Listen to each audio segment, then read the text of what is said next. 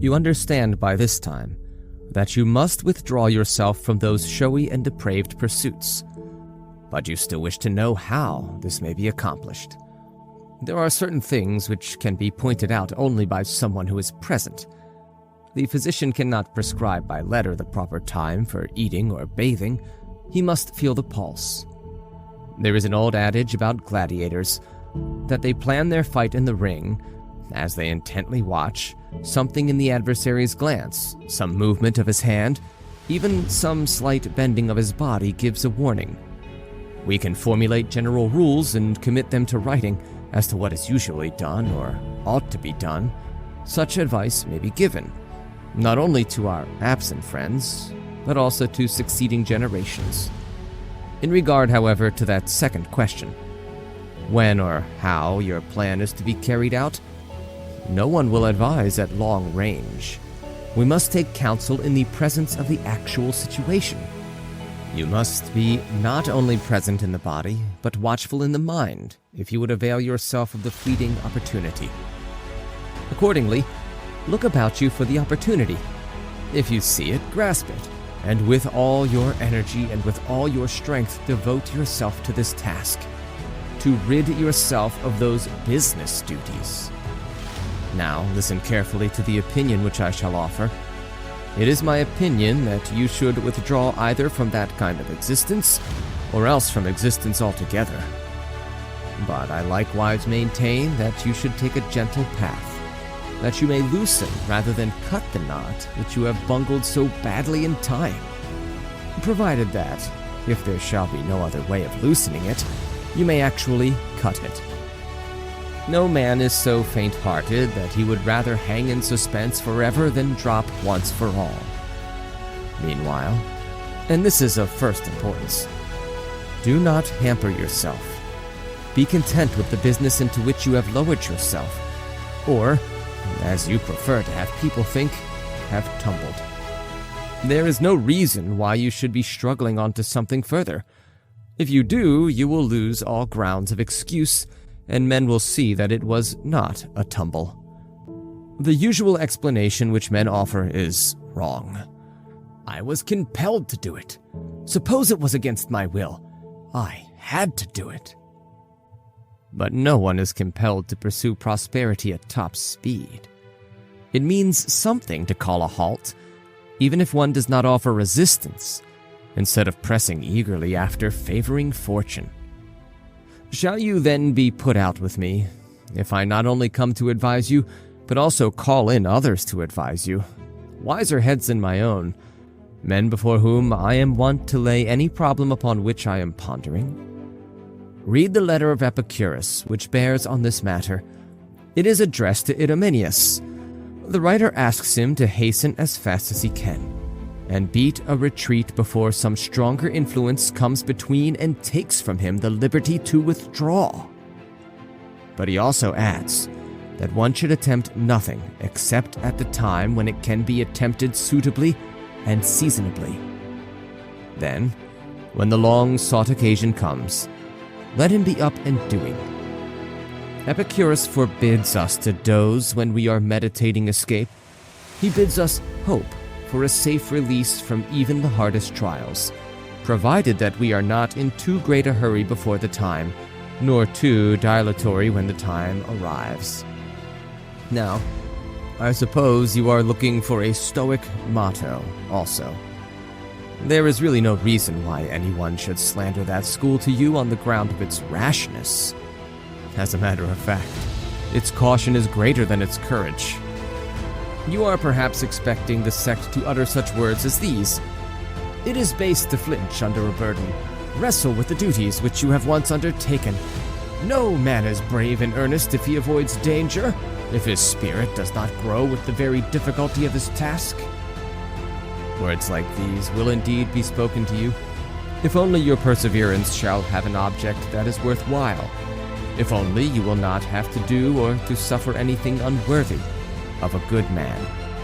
Besides, a good man will not waste himself upon mean and discreditable work, or be busy merely for the sake of being busy.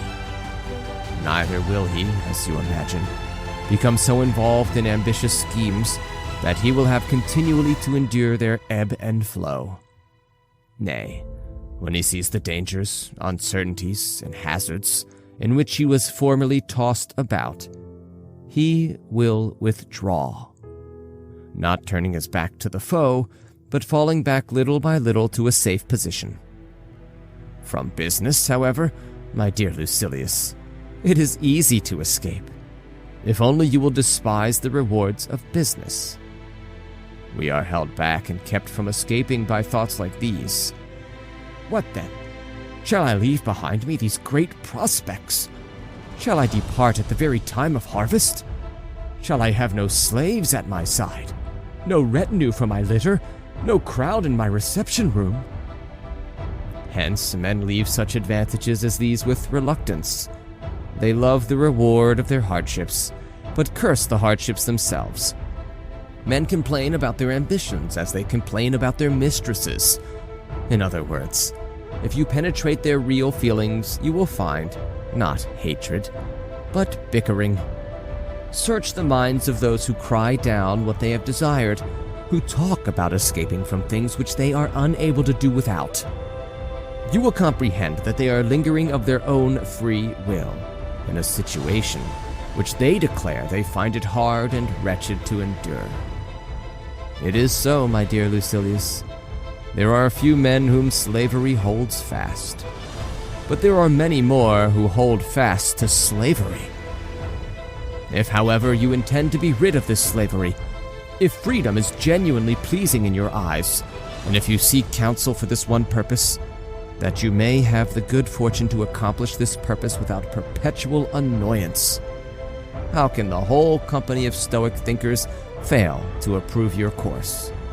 Zeno, Chrysippus, and all their kind will give you advice that is temperate, honorable, and suitable.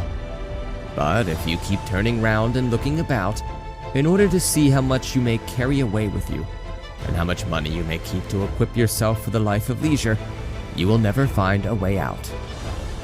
No man can swim ashore and take his baggage with him. Rise to a higher life, with the favor of the gods.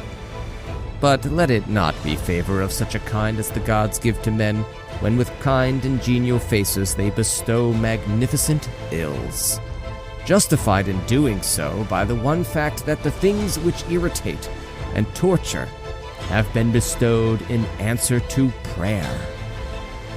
I was just putting the seal upon this letter, but it must be broken again in order that I may go to you with its customary contribution, bearing with it some noble word. And lo, here is one that occurs to my mind. I do not know whether its truth or its nobility of utterance is the greater. Spoken by whom, you ask? By Epicurus, for I am still appropriating other men's belongings. The words are, everyone goes out of life, just as if he had but lately entered it.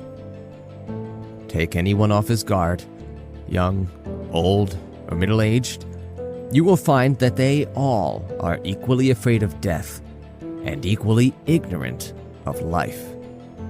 No one has anything finished because we have kept putting off into the future all our undertakings. No thought in the quotation given above pleases me more than that it taunts old men with being infants. No one, he says, leaves this world in a different manner from one who has just been born. That is not true, for we are worse when we die than when we were born, but it is our fault, and not that of nature. Nature should scold us, saying, "What does this mean? I brought you into the world without desires or fears, free from superstition, treachery, and other curses. Go forth as you were when you entered." A man has caught the message of wisdom, if he can die as free from care as he was at birth. But as it is, we are all aflutter at the approach of the dreaded end. Our courage fails us, our cheeks blanch, our tears fall, though they are unavailing. But what is baser than to fret at the very threshold of peace? The reason, however, is that we are stripped of all our goods. We have jettisoned our cargo of life and are in distress. for no part of it has been packed in the hold.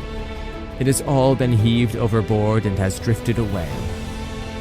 Men do not care how nobly they live, but only how long, although it is within the reach of every man to live nobly, but within no man's power to live long. Farewell.